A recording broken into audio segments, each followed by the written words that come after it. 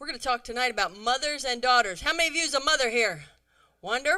How many of you is a daughter? Oh, you got it all. Don't you? Don't you? You have it all. That's wonderful. In particular, I see we have some teenagers here. Usually I do this with teenagers and mothers together because I have in particular have a burden for mothers and daughters to be close. Somehow, some way, it seems like mothers and daughters are no longer close as they should be. Now, that's not it. I don't know that I can say it's because of the devil. I don't know it's because of our fast-paced life. I can't say that there's any particular reason. I don't know why, but I just know we need to work constantly at our relationships with our daughters. So, to start us out, I'd like to get some ideas from some people about what's the sweetest memory you have with your mother. You might be an adult that, is just going to say something about a mother that maybe that's not here, or you might be a teenager and you'd like to say something about a mother that's here with you right now. So, anybody want to share an idea of something, a sweetest memory you've had with your mother? Anybody? Yes, ma'am? Right. And to comfort her and help her. So she's saying that her mother usually is there for her and helps her in hard times, but in this last year her mother had a hard time and she was able to be there for her mother. So that's a wonderful, wonderful thing. Good. Anybody else got something you'd like to share? Like this could be just a simple, normal thing. Like I'll tell you something, my mom and I had a very good relationship when I was growing up. Even though we weren't in a saved house, I have lots of good memories. My mom, when we were cleaning house, she'd always put pop and other things, I wouldn't save, remember, up in the refrigerator, and she said, now by the time we get finished cleaning, this will be nice and cold, and we can have a good pop to drink at the end of this, and this will be so much fun. And I remember that so well, that we had that together, and I could look forward to that. Now, can somebody else tell me an idea of something that you have? Yes, ma'am?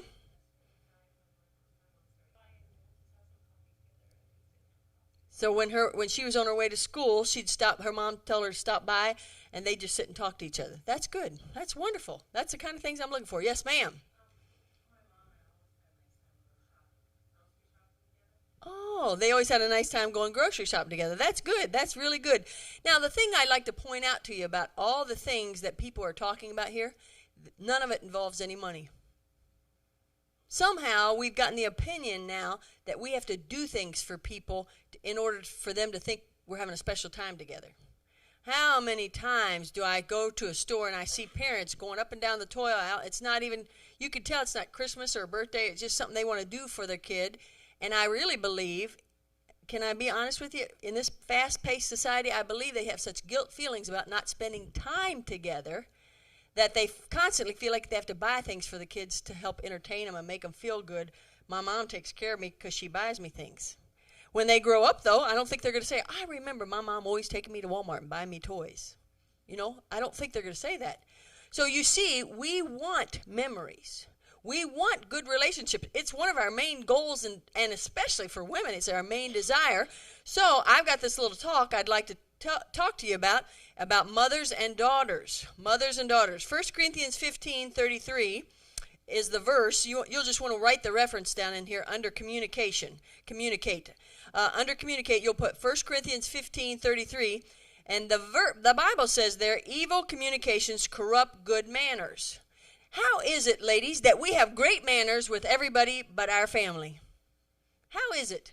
I wouldn't dream of talking to you like I talk to my family when I'm on one of my hang-ups. You know what I mean? When I have a burr under my saddle, when I'm upset about something. I wouldn't dream of it. So what I'm saying here is evil communication corrupts good manners. When we have the wrong kind of communication in our house, it makes for a bad relationships and hard times. Galatians 6:6. The Bible says there to communicate unto him that teacheth. So we are supposed to have conversation. But in communication, I was taught in a college class, Mrs. Evans taught that class, that you communicate in a lot of different ways. Can I tell you one way I'm communicating right now? How am I communicating? I'm shaking my head. What am I communicating to you? A positive. I'm with you. I'm really listening. When you're all listening to the preacher out there, I don't know if you ever watch somebody. I listen. I nod my head, and if I can't say amen, or if I can't say that's right, or, I try to make face, I try to let him know I'm with him. So that I'm communicating that. You know, some of you, when you smile at me, you're saying, I'm with you. I know what you're saying. Or some of you look puzzled. I don't know what you're talking about, woman. That might be some of you. But communication is not just in words. Although in this situation, I'm going to talk mostly about words. There's a lot of communication. There's body language, you know.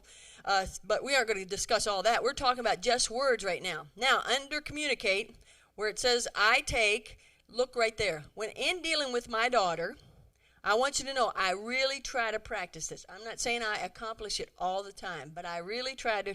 I take partial blame for her failures. You know what we want to do as parents? We want to say, I taught you how to make that bed. How come you can't make it right? You just don't want to take the time, do you? Well, you know what? I went to Mrs. Evans one time because I had a friend that had a child that didn't make their bed. Now, one good thing about living in a motorhome, you don't make beds usually. You just fold up the covers, stick them under the bed, you know. I don't have to worry about making the bed.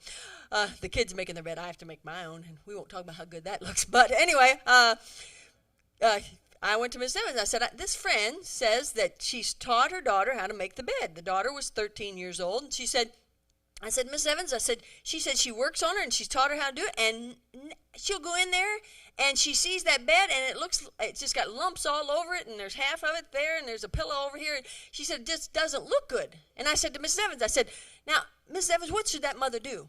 And you know what? Mrs. Evans always astounded me, Mrs. King. She said to me, you know what she needs to do? She needs to teach her again how to make the bed. She said she's probably not gotten something completely across to her. Mrs. Evans always took the side. That's what I thought in my mind. You always take the side of the person, the underdog, don't you? No, but you know what? She really believed that when our children weren't what they're supposed to be, it's because we lacked in our training of them. Now, let me put this in here for all of you that have adult children. Okay, that is only true while the children are at your home and while they're still growing up and making choices. When they become adults, then they are responsible for their own actions. You know, I'm not talking about their everything. I have a tendency when you're teaching a whole group like this, you see people out there that might have adult children that are miserable people. I mean, they're low people that have made lots of mistakes, and they continually do wrong things, and they say, that's my fault that they're like, no, I'm not saying that, because there comes a point of accountability. Isn't that what the Bible teaches? Where they made a choice of which direction they wanted to go, you know. So what I'm saying to you is this: while they're in your home and you're still in the training process, if the child doesn't do something exactly like they're supposed to, you're supposed to take partial blame for it. When I clean something, I always like to wipe it down with a dry towel. How many of you are like that when you're cleaning the shower? I like to clean because that makes it shine a little bit and it makes me feel like it's really clean. One time I walked in and Jeannie now I know I had taught her how to do this. She's been cleaning the sink since she's 8 years old. That's one of the first things I taught them how to do. I wanted help in my house. I don't know about you, but I've taught my kids how to do things. You know, my boys help as much as they iron. They do lots of things because I need the help and they need the character. Mostly number one. But anyway, so I walked in and I saw there was water drops on the sink. And I immediately started to fuss at her. Jeannie, do you see these water spots on the sink? Now, what are you doing with that? And I started saying things like that, and all of a sudden I caught myself and I said, hey. And she looked at me like, what's wrong? You know, like, where am I? Who am I? You know?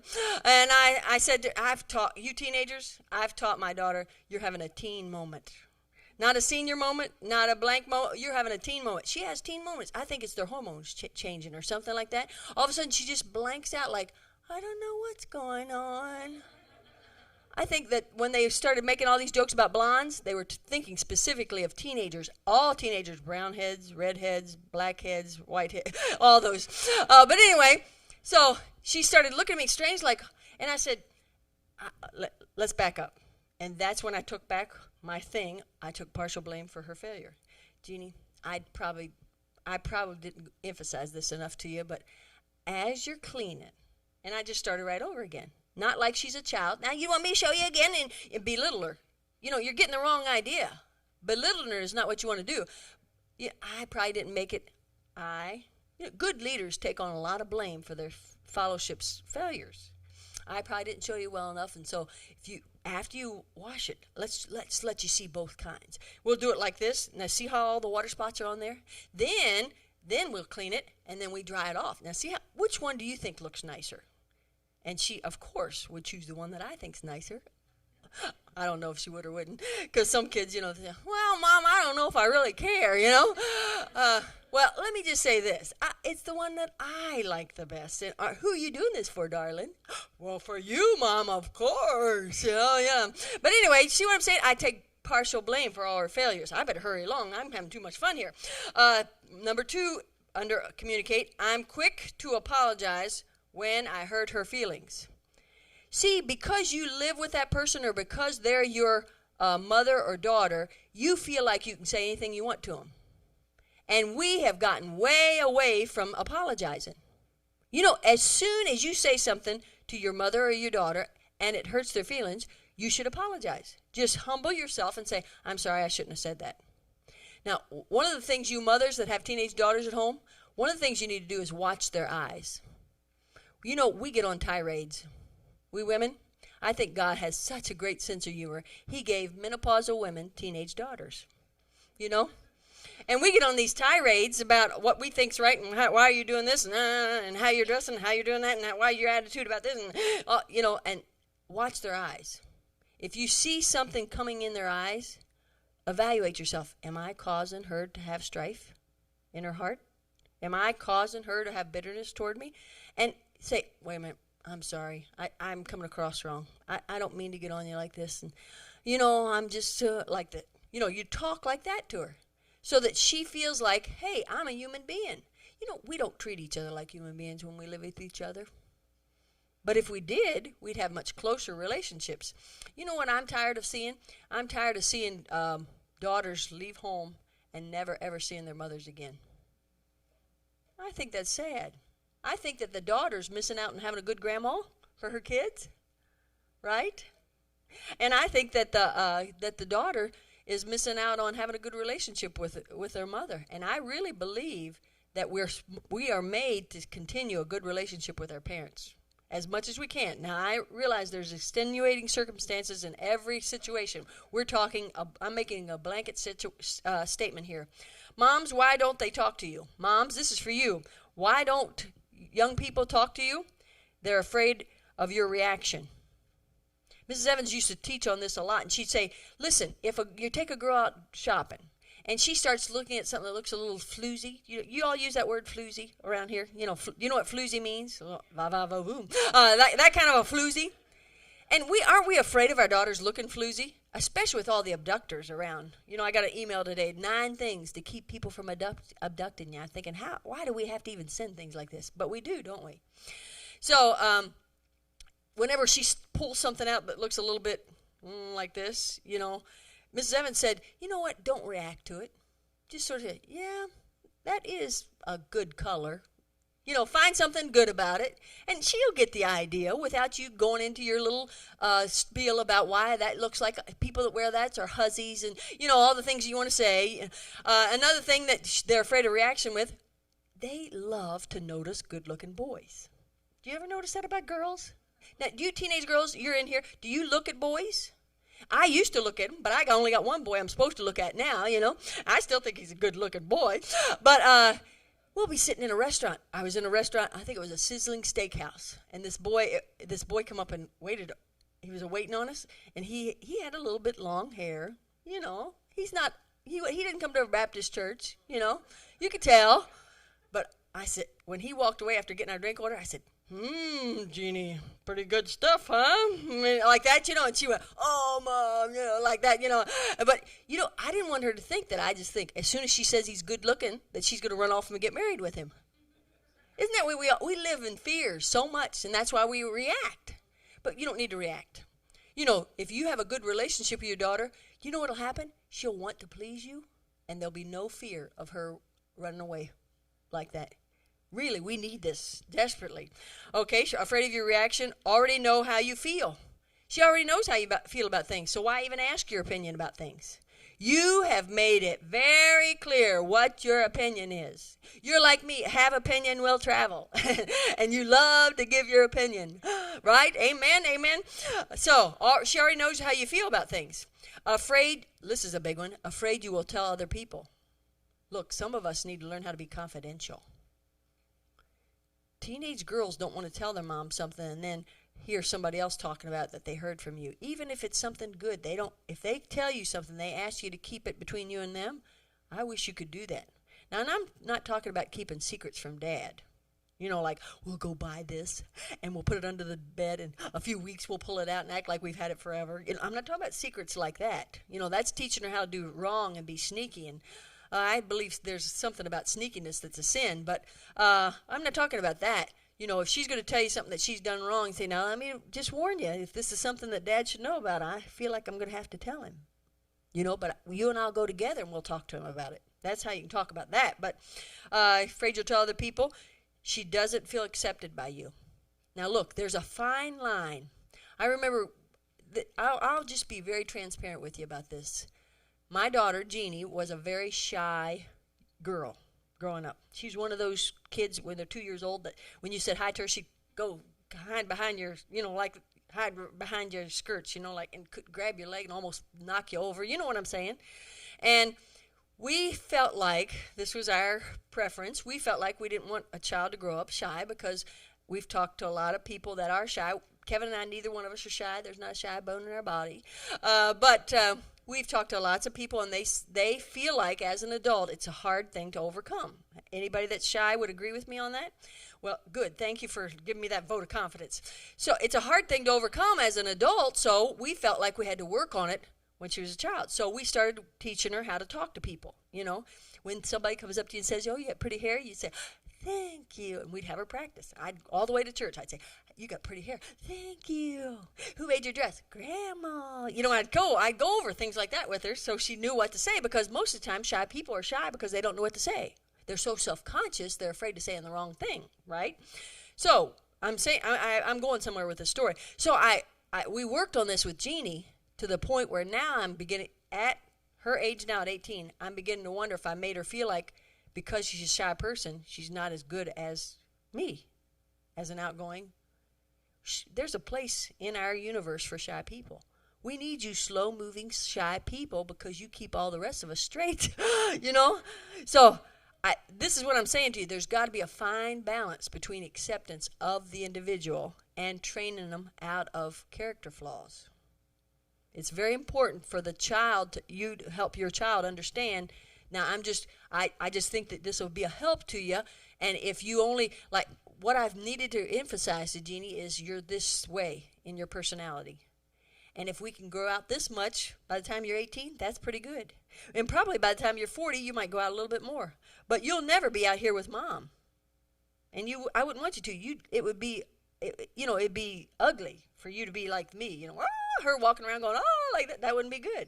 See? So acceptance.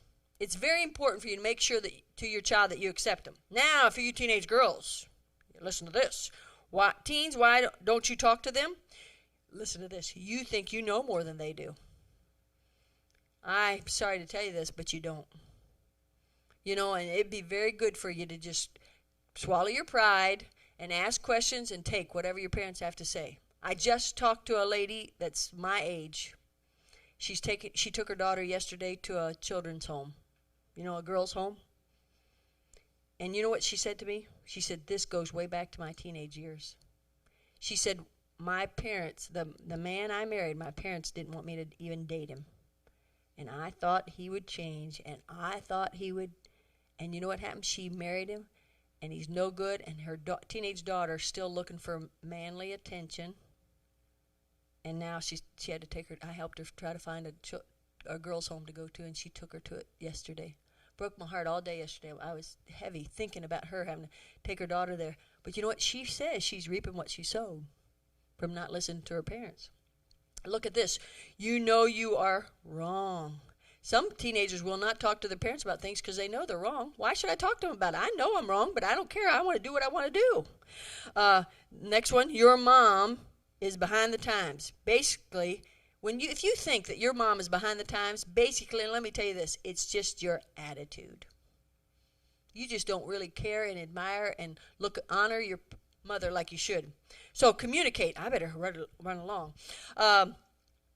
Let me just watch how you communicate, ladies.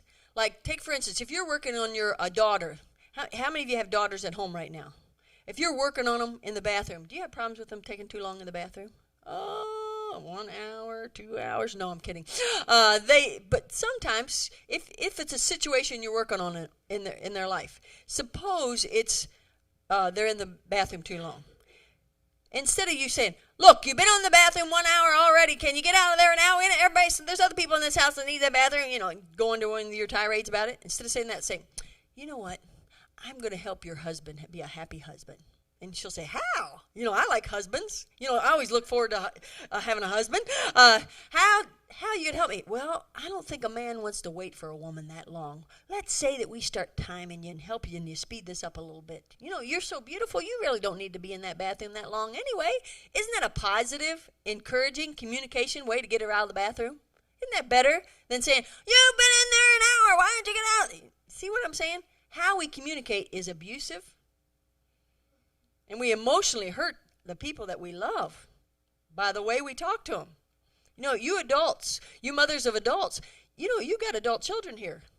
Talk to them like they're adults. They're not your kid anymore. They're an adult friend. Now, they're supposed to still honor you and love you. Like I don't call my mom, tell her what to do. But my mom don't call and tell me what to do. If she does, I just let it go in one ear and out the other. I try to take her advice if I need her advice in some things, and I make her feel like I'm listening to her because I love her and I'm honoring her. But we just don't need to. We don't need to treat each other that way. We're more friends than anything else. So it's the way you communicate. Now let's go to the next one because I'm running out of time. This is a big one.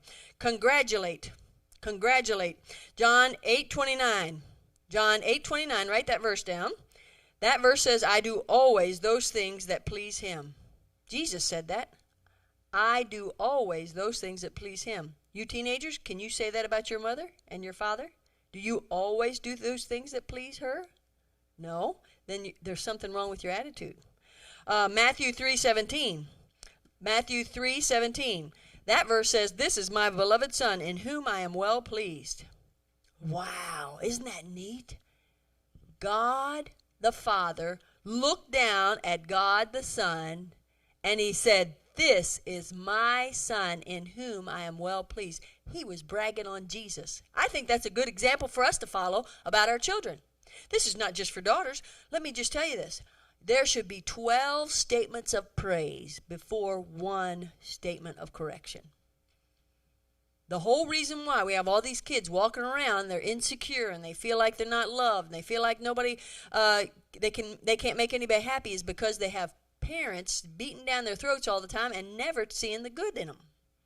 You know why? I know why we're the way we are, ladies. It's because it takes time for you to stop and fix and say good things before you take the time to say something bad. One bit of correction. Mrs. Evans said 12 good things. That means when they get up in the morning, "Oh man, you look beautiful. Oh, you can wear any kind of clothes. I hate you." That's a good way to say it. That's a cute way to. Saying praise things. Boy, when they thank you for the meal, say, "I'm glad I got a daughter that thanks me for her meals." You know how you get them to be more appreciative and more saying good things to you? Is by you, the adult, starting it by saying good things to them. I tell you, we are the lovey-doveyest family. I get sick. I never grew up like this. My mom is not lovey-dovey. No hugs, no kisses, no good things. I knew when I was doing good just because I wasn't getting in trouble. That's what my mom was like, But my family, in that trailer, I tell you, they get on my lap and we're telling each other we love each other all the time. And it breeds for closeness, though. And I really believe that the reason why that happened is because Mrs. Evans taught me this principle even before I even had any children. 12 praises before one word of correction. Woo! When you're only together 4 hours a night, you got a lot to get in before you can say something bad to them, don't you? But maybe 12 is too much for you if it's only 4 hours, maybe. But if you just work at, say, in 4, I mean, that would really build a lot. Get in a building program. When I under-congratulate, I overdo appreciation for her help. Too many times we just expect our children to do for us. What's wrong with having good manners instead of corrupt communication? What's wrong with having good manners by saying, oh, thank you for all your help. I just don't know how I'd survive without you. You know, saying things like that helps them to feel like somebody appreciates me instead of I am the resident slave around here. You know, that's how they feel sometimes because we don't communicate how much help they are. I know when they're little, it's so easy to say, oh, yay, thank you, mommy loves you. You know, it's so easy to do it when they're little, isn't it? You know, you're bragging on them. They just take 2 steps and put something away and you go, oh, this is wonderful. That's good too. But you know what? Them big kids putting up something, they need your praise too. So I appreciate for her help. I hope she overhears me bragging on her abilities and never hears me criticizing her shortcomings. There needs to be a good dose of loyalty in our homes. You know what loyalty is? Loyalty is when you do not say negative things about your family to anybody else. One good thing about my mom, she doesn't say negative things about me, my husband, or my kids to me. I think that we'd have to have a big discussion about that if she did. Because we got to be loyal to our family. You know, that means you just don't say bad things about them. Then let's go to commiserate. This is my favorite. Commiserate. I don't think this word means what I think it means. Commiserate in the dictionary says being like-minded, having the same love, being of one accord, of one mind. That's what commiserate means. And when Mrs. Evans taught me this, she said, Loretta, you and your kids ought to commiserate on things. And I said, commiserate? I said, what does that mean? She said, that means working together for a common cause. Working together for a common cause. Now, most of the time, with all of my kids, boys and girls, but especially Jeannie and I, you know what our common cause is? To build the men in our household. It's what we're all about. Making Dad feel like he's number one, the he-man, the wonderful man. Making brothers feel good about themselves and not being an older sister that puts them down and tries to correct them. You're their sister, not their mother. Remember, and talking sweet like that, But commiserate, working together on a common cause. See, when you are working together on something, Philippians, 2 Corinthians 13:11. At peace when of one mind. You're at peace when you're of one mind. You know what happens? When you're trying to go one way and your kids are trying to go another way, you don't have closeness. So what you have to do is find a common goal, common thing to work together on. See, that's what we've accomplished with this music 4 years ago.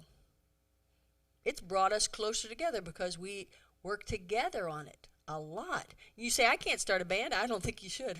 It's a lot of work and a lot of do-re-mi. But can you find a common cause to work together? To make the kids feel like they're part of this instead of they're just helping you do it. I know a lot of people that work together on bus routes. Dr. and Mrs. Cowling are the supreme example of mine. Mrs. Cowling has spoken at Napa before. They always work together on bus routes. The kids, when they were little, were putting numbers on names of the riders. The kids were helping run and get kids. They'd run with Dad out to get the kids and bring them on the bus. Finding ways to make them feel like they're a part of it because they're part of this common cause. We do junior church together. Each of those kids has a job to do now that they're old enough. Joe, he just got old enough, and boy, does he thinks he's hot stuff. He can't do everything, like he can't give strikes out, and he thinks that's just killing him that he can't give strikes out. He thinks he ought to be able to give strikes out, but he's not old enough yet. But you know what I'm saying? We work together on this common. Is there any wonder that we're close to each other? So the key is then for you all to find something to work together on. You and your daughter get together and say, we're going to find something to do together. We're going to work together on something. A project. Some people heard of families that do a stationery together. The stamping and all that. Oh, I'm not a crafts person. Oh, man, that would torment me and torture me. You don't have to cut all that stuff out and do this stamping. I'd stamp my head. I don't know. But anyway, a common cause. You need to find something that you all work together on, and that would help you draw closer to each other. Commiserate. Look, down there, I ask her help rather than demand her service. I ask for help rather than... This is part of working together, when you ask each other. I really thought about doing this talk I give about nobody likes a bossy woman. We just spit things out so, readily instead of asking. That's one of the main points in there. Asking instead of making direct statements. Ask a lot of questions. You can seem like a sweet, wonderful, meek, quiet woman by asking questions instead of making your own statements. Asking. Give her options to help her independent spirit. Give her options to help her independent spirit. Instead of saying, you take this job and I'll do this and this, say, now this is what needs to be done. Which one of those would you like to do? That makes her feel like she's not just this little kid you're bossing around, right? So, in Commiserate, as part of Commiserate, that means you need to laugh together. Moms, when's the last time you really had a good belly laugh with your daughter or kids? Just laughing about something silly. We were on a plane together, Jeannie and I, coming from Napa last year, and I was taking a drink, and I'm a different personality than Jeannie. Do you know that? I'm a little bit far out, and I think I embarrass her sometimes, I don't mean to, it's not like I plan it. It just, things happen to me that I don't plan. And so I was taking a drink out of a bottle of Coke, Diet Coke, and I just left the bottle up like this, and it was empty, and I just started shaking it around like this, trying to get the last drop out. And she goes, Mom, there's people all around here. And it tickled me that she got embarrassed that I had that bottle of pop shaking around in my mouth. And so I started laughing, And then all of a sudden she started laughing. And we were laughing just about the silliest, just about a pop bottle going on like that, I'm thinking, wow, how weird, we laugh so much about her teen moments. Now, I don't laugh at her expense. She's learned how to laugh at herself, when she'll be going to do something, and she'll say, where did you say that was, Mom? And I say, are you having a teen moment, Jeannie? And she'll just start, yeah, I guess I am, And I think, when do we ever get over these teen moments, I thought I could have a teenage daughter that was responsible and knew how to go get something once you told them one time, Oh, but we just laugh about her teen moments, Now, that's not me laughing at her. Hopefully it's her laughing with me, about where does her mind go, at certain times of the month, It's really a wise thing for you to help your daughters figure out the 28-day cycle. Did you know there's a 28-day cycle? Do you know if you mark it on the calendar, you can know when she's going to start having teen moments? It helps your frustration greatly. Take it from me. But all of a sudden, I don't look at the calendar like I should. And all of a sudden, I say, Jeannie, where's your calendar? And I'll look at it and say, oh, is that why you can't figure out how to do this, And she'll laugh and I'll laugh. But, I'm teaching her also to start watching her cycle. You don't have to worry about cycles right now. It's worse, isn't it? No, I'm kidding. But anyway, when you think about things, learn how to laugh together. Oh, boy. And you know what? I really thought that before they were teenagers, that it took a lot of time with them. How many of you think you got little kids? Boy, it takes a lot of time running after them, doing all. I thought it took a lot of time. Oh, it's worse when they become teenagers. Oh, they got so many complicated things going on in their life, And Mrs. Evans, she made me, I've taught this before, but I always emphasize it when I'm talking about mothers and daughters. She made me just go lay on the bed with her and talk. And the only place I was allowed to look was either at the ceiling or her. Are you like me? If I sit at the table and I see something cluttered on the counter, even though I'm talking to you and I think I'm giving you my complete and utter attention, I get up and I fix this on the counter, and then I go back and sit down. Well, most people don't really like that kind of attention. How many of you that would irritate you? Anybody, you'd admit it? Look, she's got her hand up. Yeah, you do too. Now, see, me, it doesn't bother me. I know I captivate your attention anyway. But it does irritate some people. So Mrs. Evans said you got to give undivided attention. Now, look, it's not that fun to sit and listen to these teenage problems. You know what I mean? You teenagers? We've been there, already done all that, and we just think those problems seem so small compared to our problems, but they are problems to them. And they need to be able to feel like they can talk to you about them. So that's part of commiserating. It's talking, it's working together on a common cause, it's laughing together, and it's talking together. A lot of talking. You know what happens after they get grown? You say, where did the time go? You know what? It's because you didn't talk enough. Where was she thinking this? How is it that she just ran off? Well, you didn't know what she was thinking. You didn't know what was going on in her heart and in her mind. Mrs. Evans said sometimes with your teenagers, if they're not used to talking to you, what you do is you just go out and you just sit and you just look at each other till she starts talking. It gets pretty uncomfortable, doesn't it? But eventually she'll know you mean business, that you're going to talk. You're going to listen. Now, a lot of people, when they talk, you know what they do? They talk. You know what, as a mother, you know what most of my talking is? Listening. 90% of it's listening. Just letting her talk through situations in life and letting him. Now I'm doing it with KW, and it's so much fun, to hear both sides of things, But talking, it's important. That's very, very important part of the commiserating. Now, those three things: communication, congratulation, commiserate. Do you want to be close to your family? Do you want to be close to your daughter? This could apply to sons too. Any one of these things that you could do to help your life be better, it'd be great that you take it on. Father, thank you so much for these ladies. I pray that you'll bless them in a special way. Thank you for these things that you've taught me. Thank you for Mrs. Evans who taught these things to me. I pray now, Lord, that it'll be special in their heart and that you'll help them to be able to do it. Help them to find a way to communicate, to commiserate, and to congratulate. Help them to find ways to say positive things. And we'll give you the praise in Jesus' name. Amen. Now, don't get up. Don't go. I, on purpose, wanted to stop. I kept looking at my watch because I wanted to stop 5 minutes early. This is such an effective talk when you talk back to me.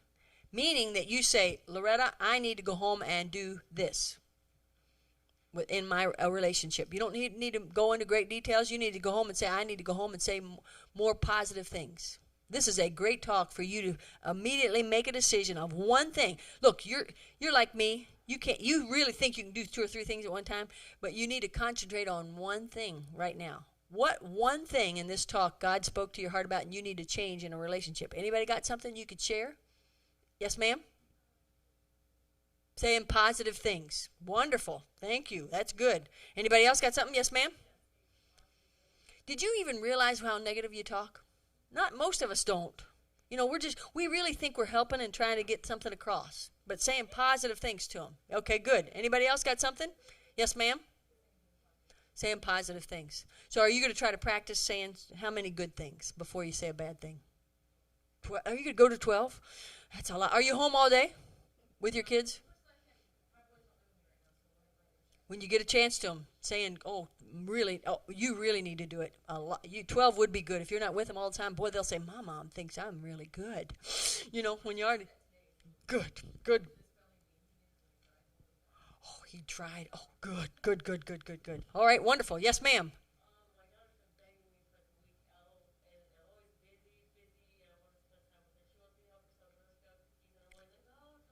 Who wants to go stand on the corner and sell good Girl Scout cookies?